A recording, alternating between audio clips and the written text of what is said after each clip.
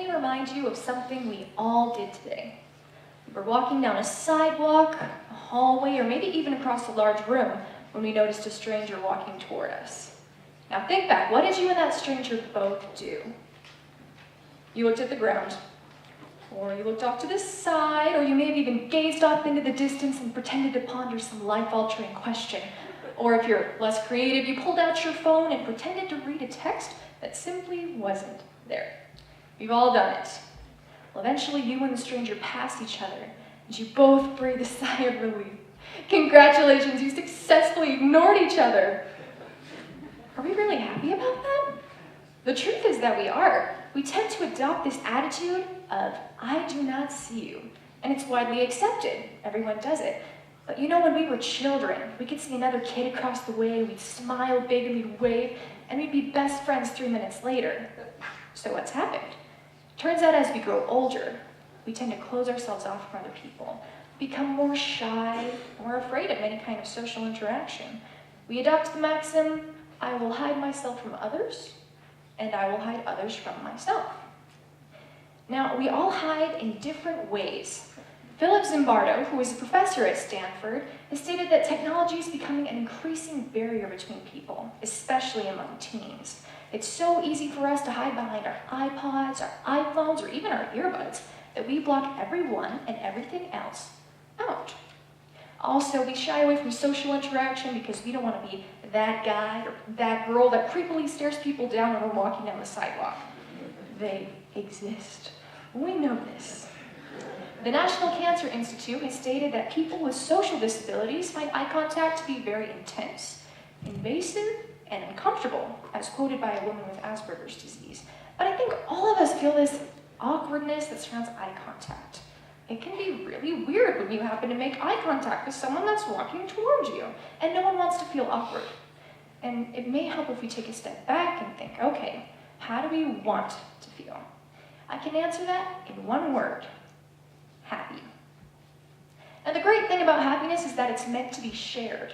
John Wells, who is the founder of Advanced Life Skills, has stated that happiness is most often found in two ways: validation and approval. Now, when you make eye contact with someone and you smile at them, you are giving them both. You are saying, I recognize your existence, I'm glad you're here, you are worth my notice and my pearly whites. Amelia Zivotofskaya, who has studied the effects of smiling for years, discusses the concept of emotional contagion. Anyone familiar with the old adage, if mama ain't happy, nobody ain't happy, knows what she's talking about. Our moods rub off on each other. She also discusses the concept of mimicry. We as humans mimic each other so often. If someone frowns, you'll most likely frown.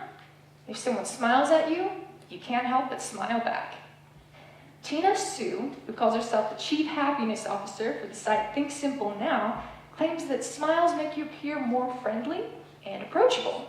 Big surprise there, right? But I don't think we give smiles enough credit.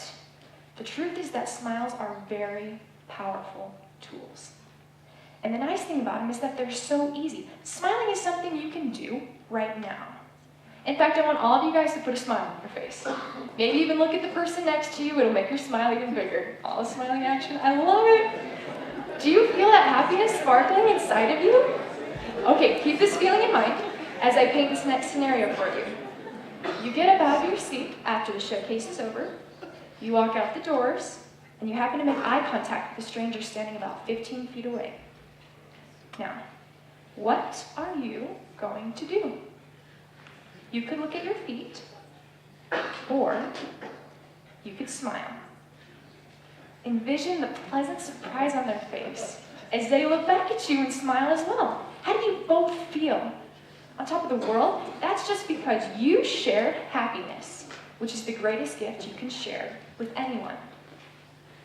Now you might think, well, Olivia, that's nice and dandy, but I don't think it'll make a difference if I keep walking along with my eyes downcast and my earbuds in. My response? You are absolutely right. You will make one speck of difference. And that's the problem. We were made to change things for the better around us. We were made to improve things. We were not made to settle. We were made to rise and to help others do the same. And that is why I'm extending to you a 6-word challenge tonight. 6 simple words that I want you to keep at the forefront of your mind as you're going throughout your life. 1 smile, 1 stranger, every day. 6 words could change someone's life. I'm just asking you to find 1 stranger every day and smile at them. Help a fellow human being feel valued, appreciated, and most important, visible. 6 words. 1 smile, 1 stranger, every day. Thank you.